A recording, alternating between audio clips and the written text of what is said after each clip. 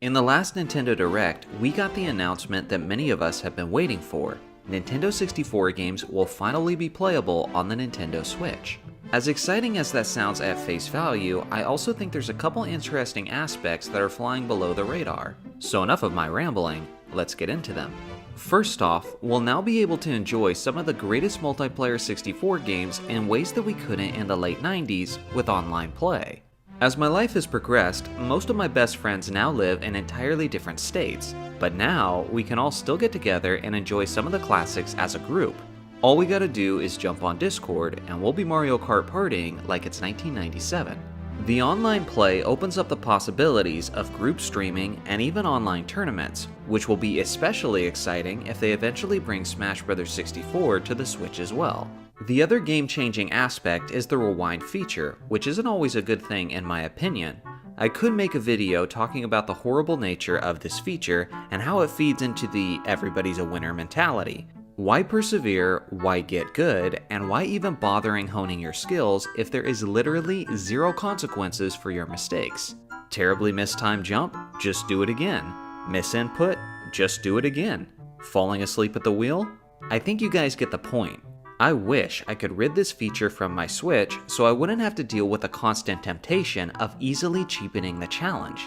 It's almost certainly going to be a feature though, just like it is for the NES and the SNES. Which means our already impressive Star Fox 64 scores can reach heights we never thought possible.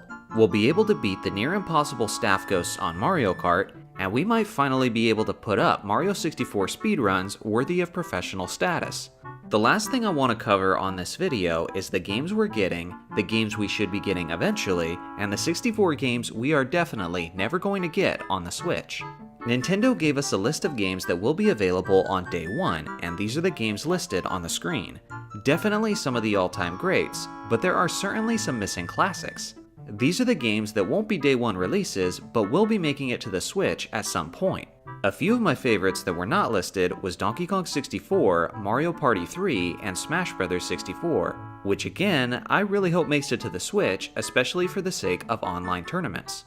I hate to be the bearer of bad news, but there's some 64 classics that will almost certainly not be coming to the Switch, and the first is GoldenEye 007. Technically, it isn't impossible, but there's several major roadblocks that's keeping Bond out of the picture.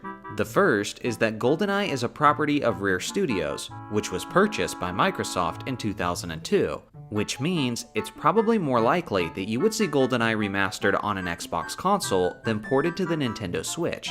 Getting Rare to sign off on it is just half of the battle though, as GoldenEye 007 is a movie licensed game that features the likeness of numerous different actors.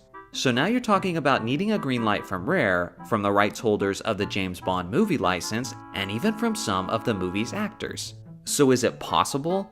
Yes. Also extremely unlikely? Definitely yes. If that didn't make you sad enough, we're probably not getting the original Mario Party either, because the game was eventually recognized as a health hazard. This was due to several minigames requiring you to vigorously rotate the analog stick, which resulted in many players getting blisters. The complaints got so bad over time that Nintendo had to issue gloves to injured players. So obviously, unless Nintendo makes some significant changes to Mario Party's mechanics, this is not the kind of negative experience that they'll want to relive anytime soon. So now it's your turn. What are you looking forward to concerning Nintendo 64 games on the Switch? Let me know in the comments section below.